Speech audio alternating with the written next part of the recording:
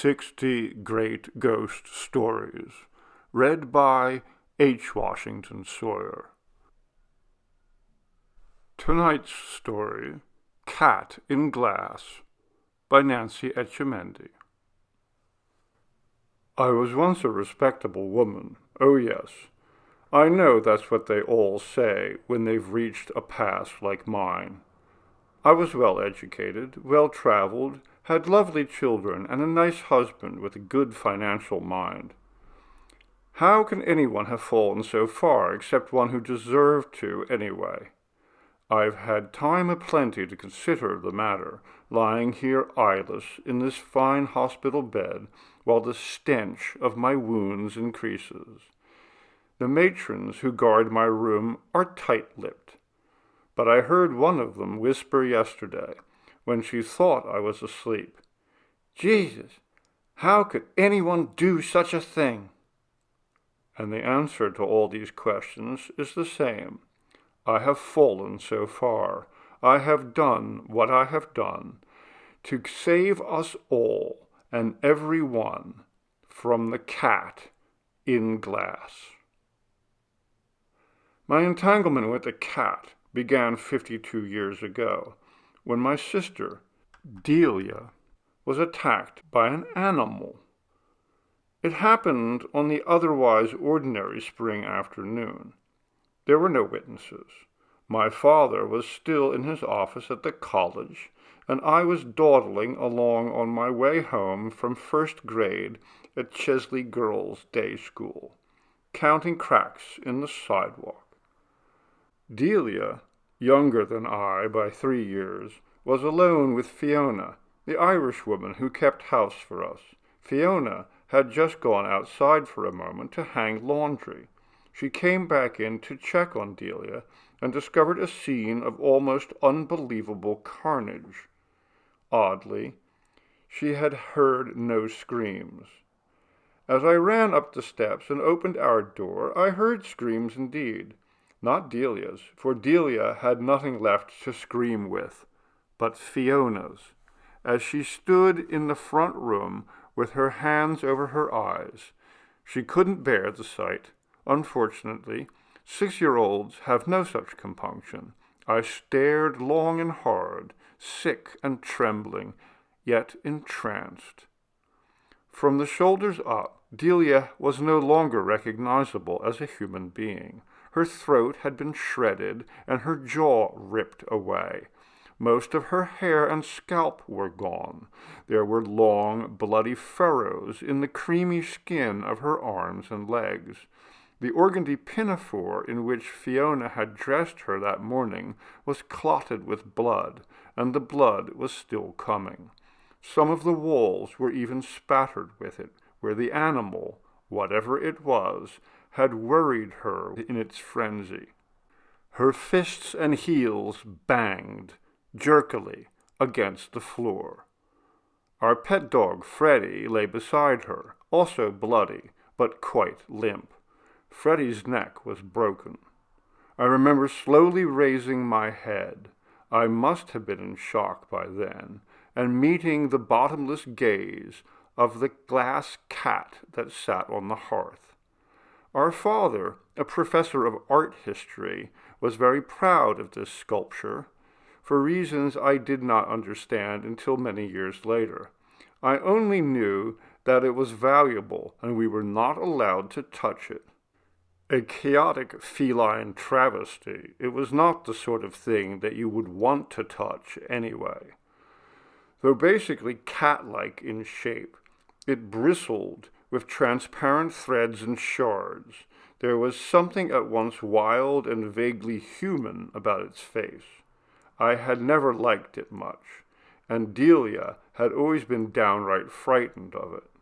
On this day, as I looked up from my little sister's ruins, the cat seemed to glare at me with bright, terrifying satisfaction.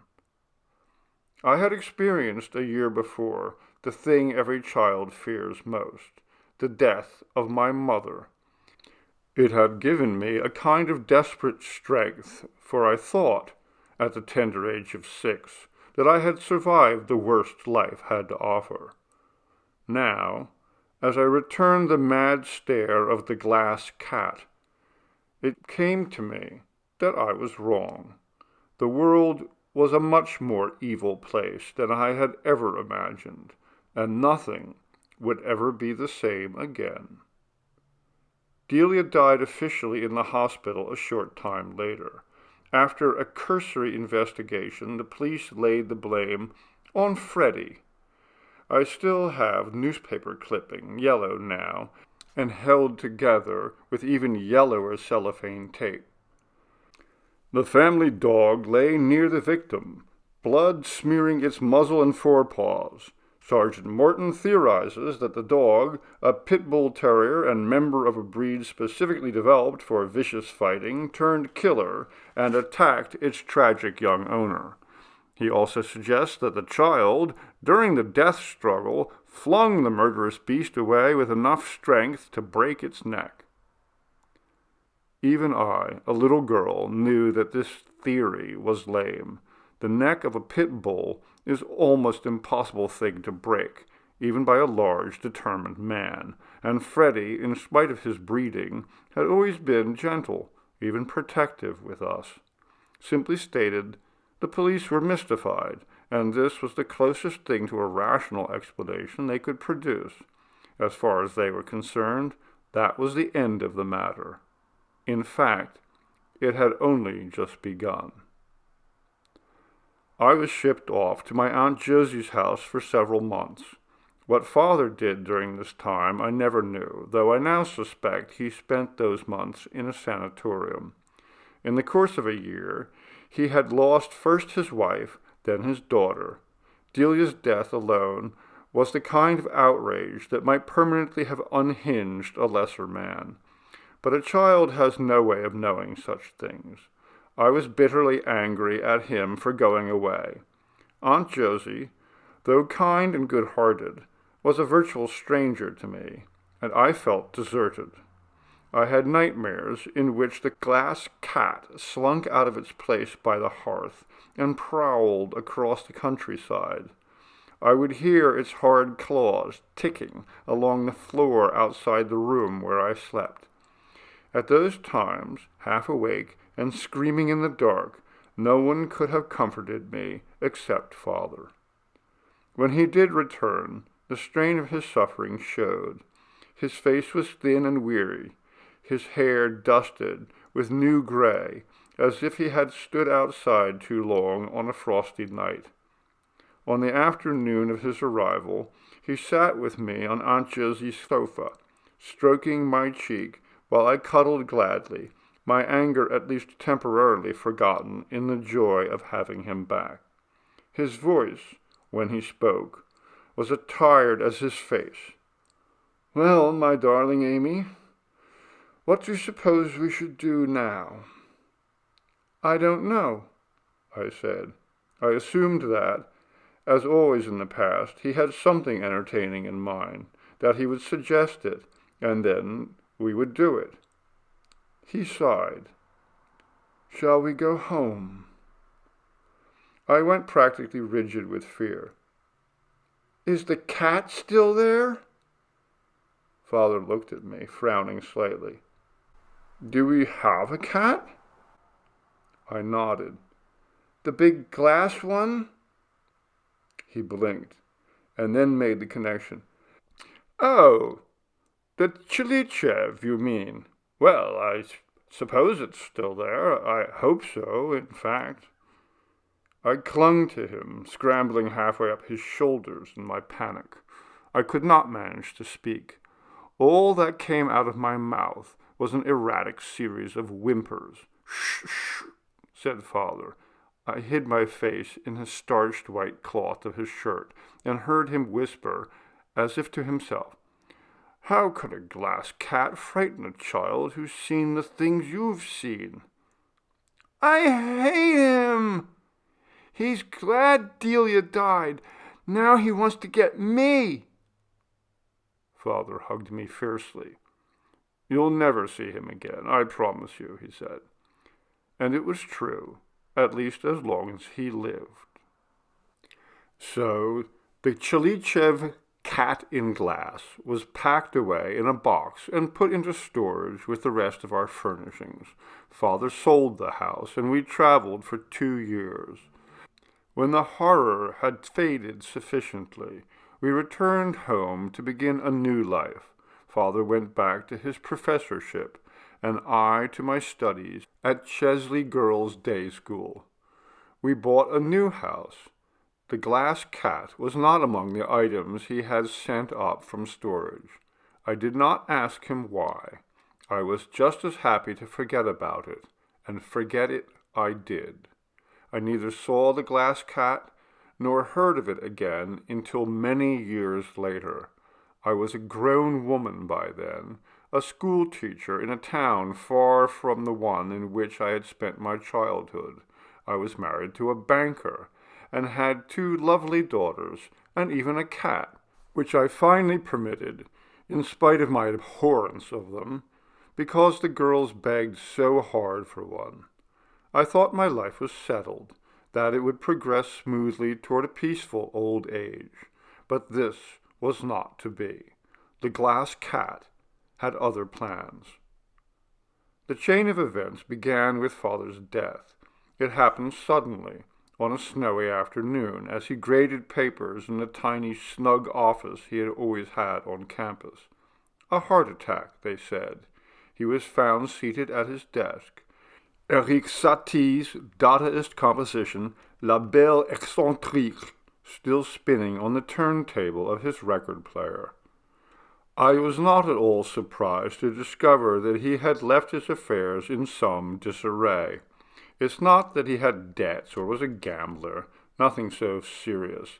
It's just that order was slightly contrary to his nature. I remember once, as a very young woman, chiding him for the modest level of chaos he preferred in his life. "Really, Father," I said, "can't you admire Dadaism without living it?" He laughed and admitted that he didn't seem to be able to. As Father's only living relative, I inherited his house and other property, including his personal possessions. There were deeds to be transferred, insurance reports to be filed, bills and loans to be paid. He did have an attorney, an old school friend of his who helped a great deal in organizing the storm of paperwork from a distance.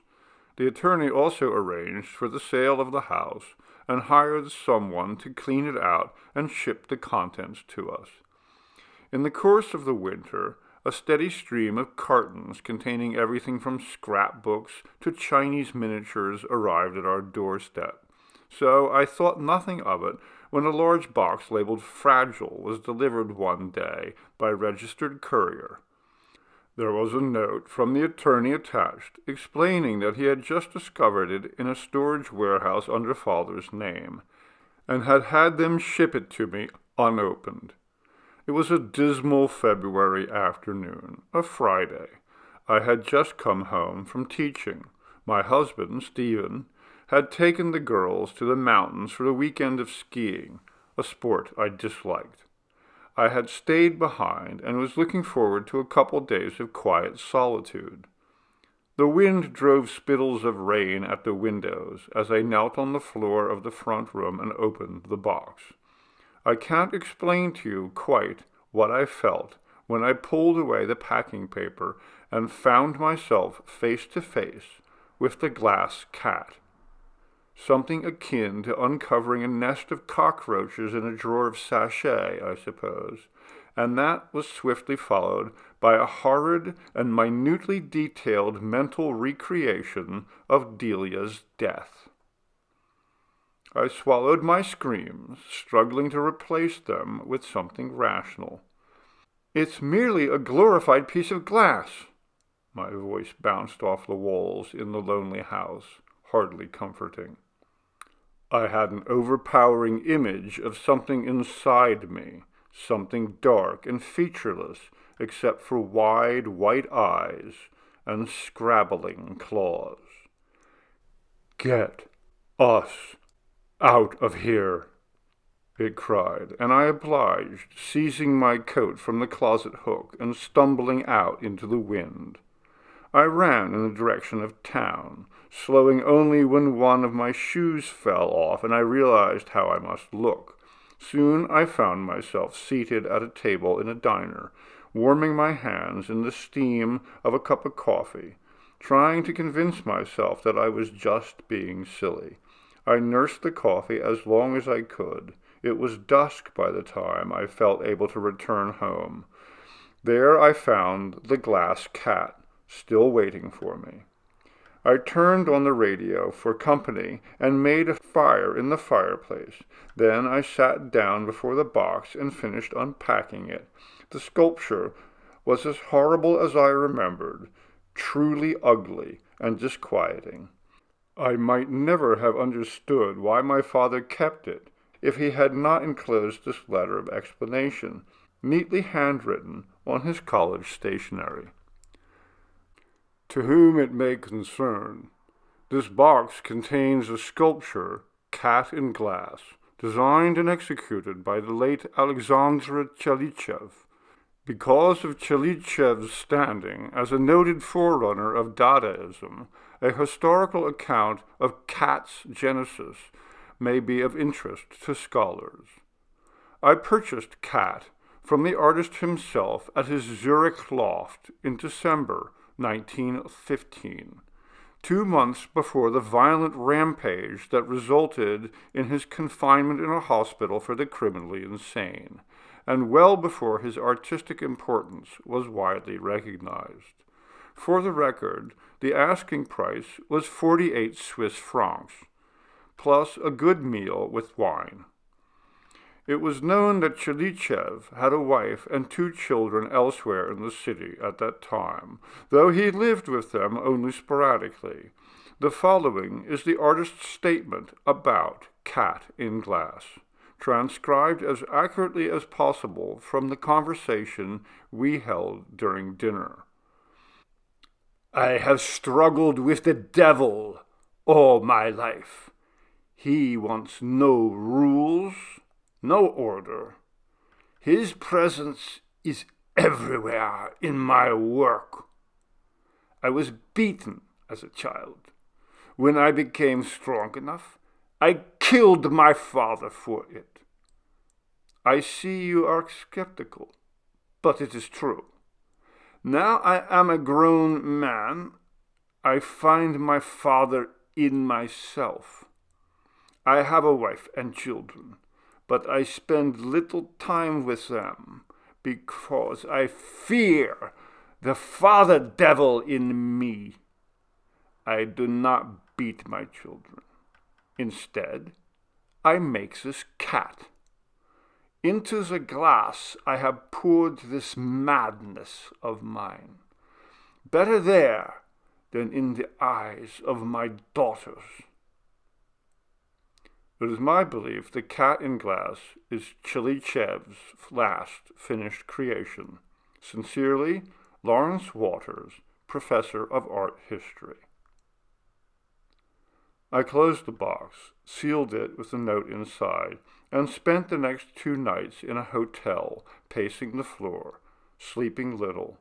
The following Monday, Stephen took the cat to an art dealer for appraisal. He came home late that afternoon excited and full of news about the great Alexandre Chelychev. He made himself a gin and tonic as he expounded. That glass cat is priceless, Amy.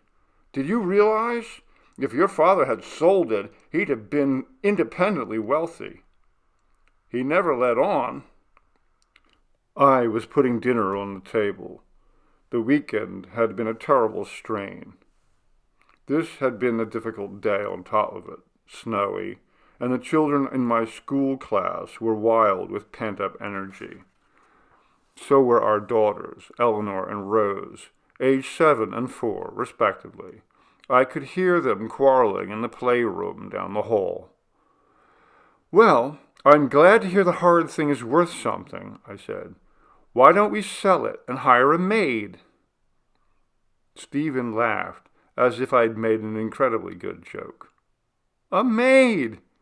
You could hire 1,000 maids for what that cat would bring at auction. It's a fascinating piece with extraordinary history. You know, the value of something like this will increase with time. I think we do well to keep it a while." My fingers grew suddenly icy on the hot rim of the potato bowl. "I wasn't trying to be funny, Stephen. It's ugly and disgusting. If I could, I would make it disappear from the face of the earth." He raised his eyebrows. "What's this, rebellion? Look, if you really want a maid, I'll get you one." "That's not the point. I won't have the damn thing in my house." "I'd rather you didn't swear, Amelia. The children might hear." "I don't care if they do." The whole thing degenerated from there. I tried to explain the cat's connection to Delia's death, but Stephen had stopped listening by then. He sulked through dinner. Eleanor and Rose argued over who got which spoonful of peas, and I struggled with a steadily growing sense of dread that seemed much too large for the facts of the matter. When dinner was over, Stephen announced with exaggerated brightness, "Girls, we'd like your help in deciding an important question." "Oh, goody," said Rose. "What is it?" said Eleanor. "Please don't," I said. It was all I could do to keep from shouting. Stephen flashed me the boyish grin with which he had originally won my heart. "Oh, come on. Try to look at it objectively. You're just sensitive about this because of an irrational notion from your childhood. Let the girls be the judge. If they like it, why not keep it?" I should have ended it there. I should have insisted. Hindsight is always perfect, as they say, but inside me a little seed of doubt had sprouted. Stephen was always so logical and so right, especially about financial matters. Maybe he was right about this, too. He had brought the thing home from the appraiser without telling me. He was never above a little subterfuge when it got him his own way. Now, he carried the carton in from the garage and unwrapped it in the middle of our warm hardwood floor with all the lights blazing. Nothing had changed. I found it as frightening as ever. I could feel cold sweat collecting on my forehead as I stared at it, all a-glitter in a rainbow of refracted lamplight. Eleanor was enthralled with it. She caught our real cat, a calico named Jelly, and held it up to the sculpture. "See, Jelly, you've got a handsome partner now." But Jelly twisted and hissed at Eleanor's arms until she let her go. Eleanor laughed and said Jelly was jealous. Rose was almost as uncooperative as Jelly. She shrank away from the glass cat, peeking at it from between her father's knees. But Stephen would have none of that. "Go on, Rose," he said. "It's just a kitty made of glass. Touch it and see." He took her by the shoulders and pushed her gently toward it. She put out one hand, hesitatingly, as she would have with a live cat who did not know her. I saw her finger touch a nodule of glass shards that might have been its nose. She drew back with a little yelp of pain. That's how it began, so innocently. "He bit me!" she cried. "What happened?" said Stephen. "Did you break it?" He ran to the sculpture first, the brute, to make sure that she hadn't damaged it. She held her finger out to me. There was a tiny cut with a single drop of bright red blood oozing from it. "Mommy, it burns! It burns!" She was no longer just crying. She was screaming. We took her into the bedroom. Stephen held her while I washed the cut and pressed a cold cloth to it. The bleeding stopped in a moment, but she still screamed. Stephen grew angry. "What's this nonsense? It's a scratch. Just a scratch." Rose jerked and kicked and bellowed. In Stephen's defense, I tell you now, it was a terrifying sight. He was never able to deal well with real fear, especially in himself. He always tried to mask it with anger. He had a neighbor who was a physician. "If you don't stop it, Rose, I'll call Dr. Pepperman." Is that what you want?"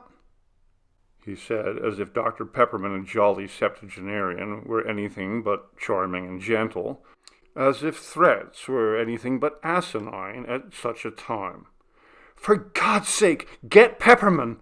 Can't you see something's terribly wrong?" I said. And for once he listened to me. He grabbed Eleanor by the arm.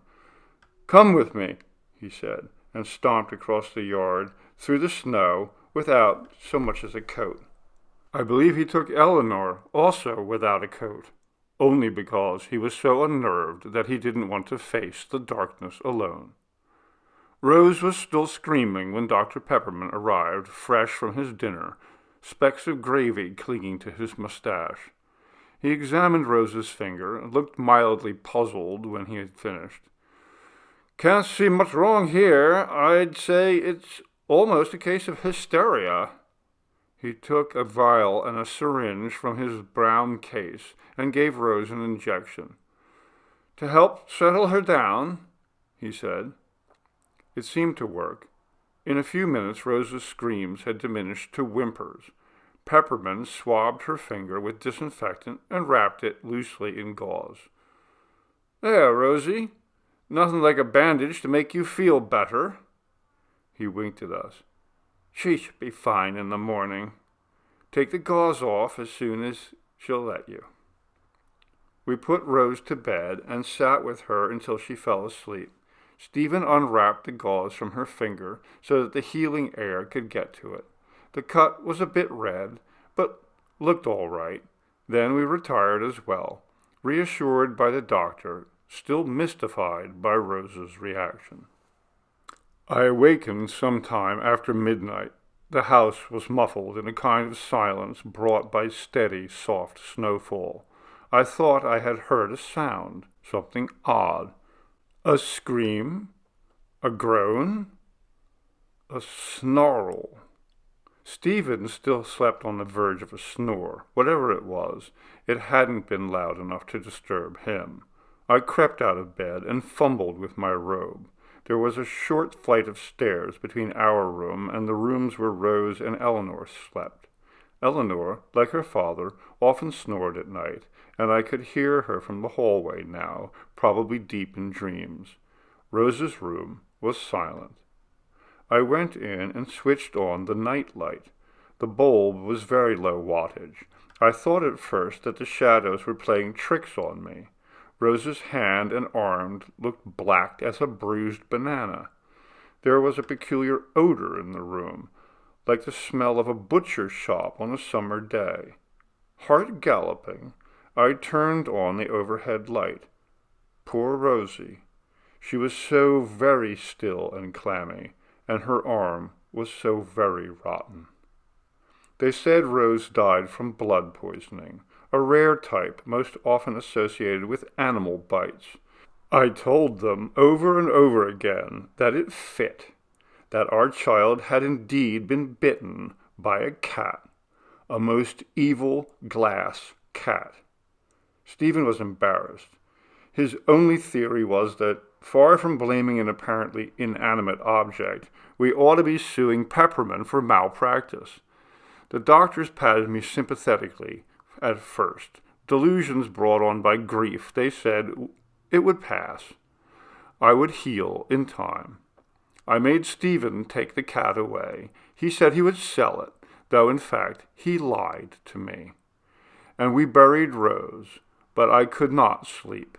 I paced the house each night, afraid to close my eyes because the cat was always there, glaring his satisfied glare and waiting for new meat.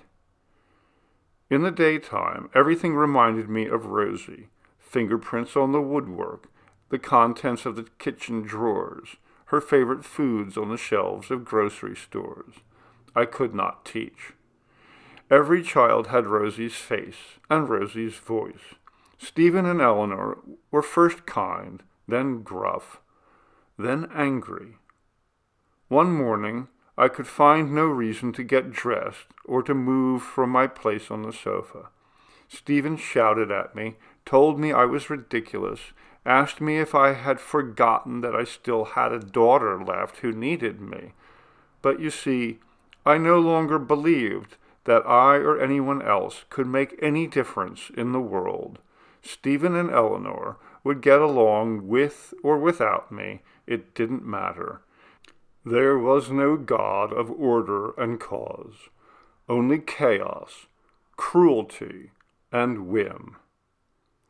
When it was clear to Stephen that his dear wife Amy had turned from an asset into a liability, he sent me to an institution far away from everyone, where I could safely be forgotten. In time, I grew to like it there. I had no responsibilities at all, and if there was foulness and bedlam, it was no worse than the outside world. There came a day, however, when they dressed me in a suit of new clothes and stood me outside the big glass and metal doors to wait. They didn't say for what. The air smelled good. It was springtime, and there were dandelions sprinkled like drops of fresh yellow paint across the lawn. A car drove up, and a pretty young woman got out and took me by the arm. "Hello, Mother," she said as we drove off down the road. It was Eleanor, all grown up. For the first time since Rosie died, I wondered how long I had been away, and I knew it must have been a very long while. We drove a considerable distance to a large suburban house, white, with a sprawling yard and a garage big enough for 2 cars. It was a mansion compared to the house in which Stephen and I had raised her. By the way of making polite small talk, I asked if she were married, whether she had children. She climbed out of the car looking irritated. "Of course I'm married," she said. "You've met Jason, and you've seen pictures of Sarah and Elizabeth often enough." Of this I had no recollection. She opened the gate in the picket fence, and we started up the neat stone walkway. The front door opened a few inches, and small faces peered out. The door opened wider, and 2 little girls ran into the porch. "Hello," I said. "And who are you?" The older one, giggling behind her hand, said, "Don't you know, Grandma? I'm Sarah." The younger girl stayed silent, staring at me with frank curiosity. "That's Elizabeth. She's afraid of you," said Sarah. I bent and looked into Elizabeth's eyes. They were brown, and her hair was shining blonde, like Rosie's. "No need to be afraid of me, my dear. I'm just a harmless old woman." Elizabeth frowned. "Are you crazy?" she asked. Sarah giggled behind her hand again, and Eleanor breathed loudly through her nose as if this impertinence were simply overwhelming. I smiled. I liked Elizabeth, liked her very much. "They say I am," I said, "and it may very well be true." A tiny smile crossed her face. She stretched on her tiptoes and kissed my cheek, hardly more than the touch of a warm breeze, then turned and ran away. Sarah followed her, and I watched them go, my heart dancing and shivering. I had loved no one in a very long time. I missed it, but dreaded it too, for I had loved Delia and Rosie, and they were both dead. The first thing I saw when I entered the house was Chilichev's cat in glass, glaring evilly from a place of dubious honor on a low pedestal near the sofa. My stomach felt suddenly shrunken. "Where did you get that?" I said. Eleanor looked irritated again. "From Daddy, of course." "Stephen promised me he would sell it." "Well, I guess he didn't, did he?" Anger heightened my pulse. "Where is he? I want to speak with him immediately." "Mother, don't be absurd. He's been dead for 10 years. I lowered myself into a chair. I was shaking by then, and I fancied I saw a half-smile on the glass cat's cold jowls. "Get me out of here," I said. A great weight crushed my lungs. I could barely breathe. With a look, I must say, of genuine worry, Eleanor escorted me onto the porch and brought me a tumbler of ice water. "Better?" she asked. I breathed deeply. "A little. Eleanor, don't you realize that monstrosity killed your sister and mine as well?" "That simply isn't true." "But it is! It is! I'm telling you now.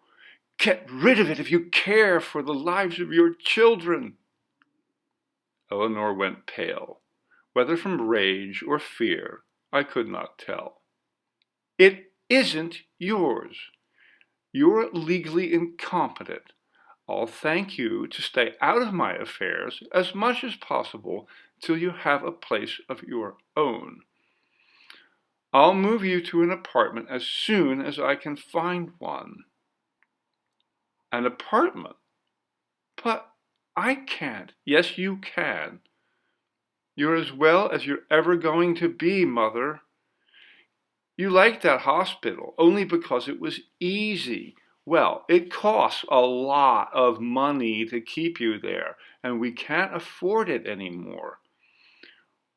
You're just going to have to straighten up and start behaving like a human being again." By then I was very close to tears, very confused as well. Only one thing was clear to me. That was the true nature of the glass cat. I said, in as steady a voice as I could muster, "Listen to me. That cat is made out of madness. It's evil. You have a single ounce of brains, you'll put it up for auction this very afternoon." "So I can get enough money to send you back to the hospital, I suppose?" "Well, I won't do it. That sculpture is priceless. The longer we keep it, the more it's worth." She had Stephen's financial mind. It would never sway her. I knew it. I wept in despair, hiding my face in my hands. I was thinking of Elizabeth, the sweet, soft skin of her little arms, the flame in her cheeks, the power of that small kiss. Human beings are such frail works of art, their lives so precarious. And here I was again, my wayward heart gone out to one of them. But the road back to the safety of isolation lay in ruins. The only way out was through. Jason came home at dinner time, and we ate a nice meal, seated around the sleek rosewood table in the dining room. He was kind, actually far kinder than Eleanor, and he asked the children about their day and listened carefully while they replied. As did I, enraptured by their pink perfection, distraught at the memory of how imperfect a child's flesh can become. He did not interrupt. He did not demand. When Eleanor refused to give me coffee, she said she was afraid it would get me hyped up. He admonished her and poured me a cup himself. We talked about my father, whom he knew by reputation, and about art and the cities of Europe. All the while, I felt in my bones the baleful gaze of the cat in glass, burning like the coldest ice through the walls and furniture as though they did not exist. Eleanor made up a cot for me in the guest room. She didn't want me to sleep in the bed. She wouldn't tell me why, but I overheard Jason arguing with her about it. "What's wrong with the bed?" he said. "She's mentally ill," said Eleanor. She was whispering, but loudly. "Heaven only knows what filthy habits she's picked up. I won't risk her soiling a perfectly good mattress. If she does well on the cot for a few nights, then we can consider moving her to a bed." They thought I was in the bathroom, performing whatever unspeakable acts it is that mentally ill people perform in places like that, I suppose. But they were wrong. I was sneaking past their door, on my way to the garage. Jason must have been quite a handy man in his spare time. I found a large selection of hammers on the wall, including an excellent short-handled sledge. I hid it under my bedding. They never even noticed. The children came in and kissed me good night in a surreal reversal of roles. I lay in the dark on my cot for a long time, thinking of them, especially Elizabeth, the youngest and weakest, who would naturally be the most likely target of an animal's attack. I dozed, dreaming sometimes of a smiling Elizabeth Rose Delia, sifting snow, wading through drifts, sometimes of the glass cat, its fierce eyes smoldering, crystalline tongue brushing crystalline jaws. The night was well along when the dreams crashed down like broken mirrors into silence. The house was quiet, except for those ticks and thumps all houses make as they cool in the darkness. I got up and slid the hammer out from under the bedding, not even sure what I was going to do with it, knowing only that the time had come to act. I crept out to the front room where the cat was waiting, as I knew it must. Moonlight gleamed in the chaos of its glass fur. I could feel its power, almost see it, a shimmering red aura, the length of its malformed spine. The thing was moving, slowly, slowly, smiling now. Oh yes, a real smile. I could smell its rotten breath. For an instant I was frozen.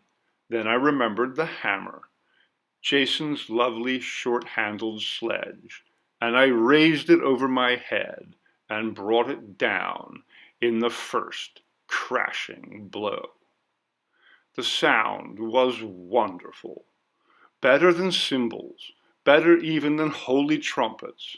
I was trembling all over, but I went on and on in an agony of satisfaction while glass fell like moonlit rain. There were screams. "Grandma, stop! Stop!" I swung the hammer back in the first part of another arc, heard something like the thump of a fallen ripe melon, swung it down on the cat again. I couldn't see any more. It came to me that there was glass in my eyes and blood in my mouth, but none of that mattered. A small price to pay for the long overdue demise of Chalichev's cat in glass. So you see how I came to this, not without many sacrifices along the way, and now the last of all. The sockets where my eyes used to be are infected. They stink. Blood poisoning, I'm sure. I wouldn't expect Eleanor to forgive me for ruining her prime investment, but I hoped Jason might bring the children a time or two anyway. No word except for the delivery of a single rose yesterday. The matron said it was white and held it up for me to sniff. She read me the card that came with it. "Elizabeth was a great one for forgiving. She would have wanted you to have this. Sleep well, Jason." Which puzzled me. "You don't even know what you've done, do you?" said the matron. "I destroyed a valuable work of art," I said. But she made no reply.